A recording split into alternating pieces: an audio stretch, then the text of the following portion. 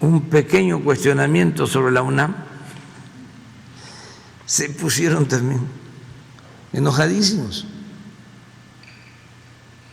Apenas si los testereé,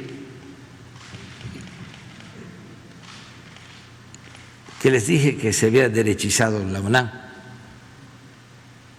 Estoy absolutamente seguro que eso fue lo que sucedió en todo el periodo neoliberal. Se llenaron las facultades de ciencias sociales de conservadores.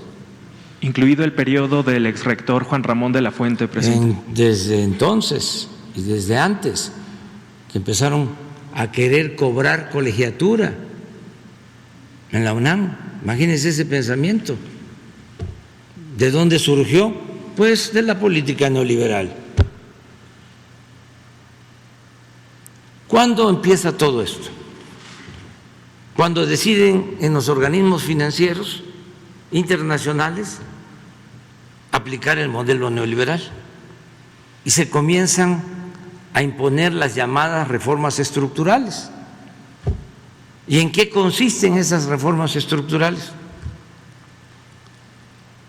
Básicamente en privatizarlo todo.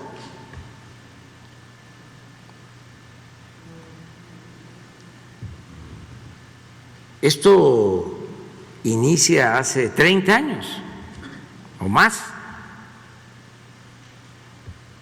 Entonces, se le llama reforma energética a la privatización del petróleo, de la industria eléctrica. Y se aplica no solo en México, en todo el mundo. Reforma fiscal, en todo el mundo. Aumentos de impuestos, manteniendo los privilegios para las grandes corporaciones que no pagaban impuestos. Reforma educativa, privatizar la educación, poner la educación al mercado. Dejaron de invertir en educación pública para que crecieran las escuelas privadas.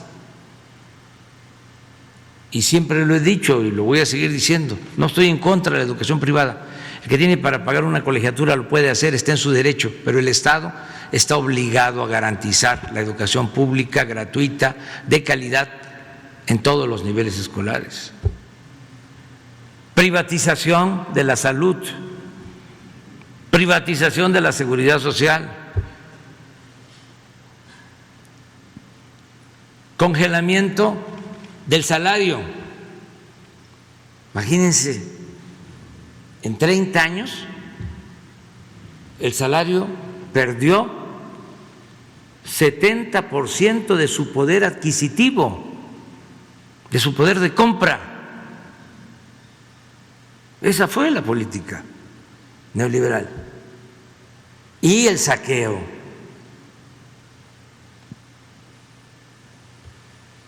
Solo en concesiones mineras entregaron el 60% del territorio nacional. Ni en la época de Porfirio Díaz se enajenó tanto territorio. ¿Qué hacían entonces en la UNAM? Cuando se saqueó al país,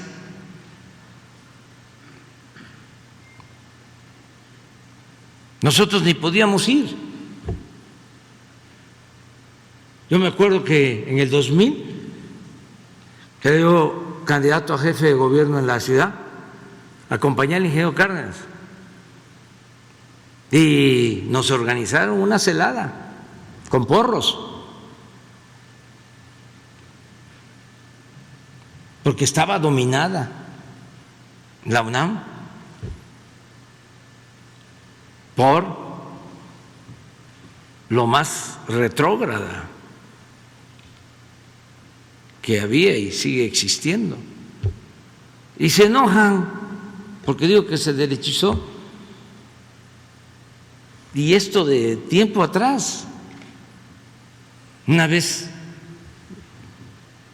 mi hijo estaba tomando clases en ciencia política y un maestro de estos, de nuevo cuño neoliberal, les dice en la clase, sin saber que era mi hijo: tengo información de que un hijo de López Obrador tiene unas grúas y tiene la concesión del gobierno. Y todos sus amigos se empezaron a reír, porque el maestro no sabía que ahí estaba mi hijo. Entonces pidió la palabra. Dice, pues yo respeto su libertad de cátedra, pero lo que está diciendo no es cierto. Y le pido que, si no tiene pruebas, ofrezca una disculpa, si no presenta las pruebas, porque ni yo ni mis hermanos estamos metidos en negocios. Y a la siguiente clase, la siguiente semana, ofreció disculpa. Ahora que dije de que ya no le daban importancia al derecho constitucional y al derecho agrario y al derecho laboral, salió Krill a decir que daba clases de derecho constitucional, imagínense. Ay, nanita. Entonces, ni modo, ¿cómo explica Krill dando derecho constitucional? ¿Qué le enseña a los maestros sobre el artículo, a los alumnos, sobre el artículo 27? Si él es contrario al espíritu y a la letra del artículo 27 constitucional.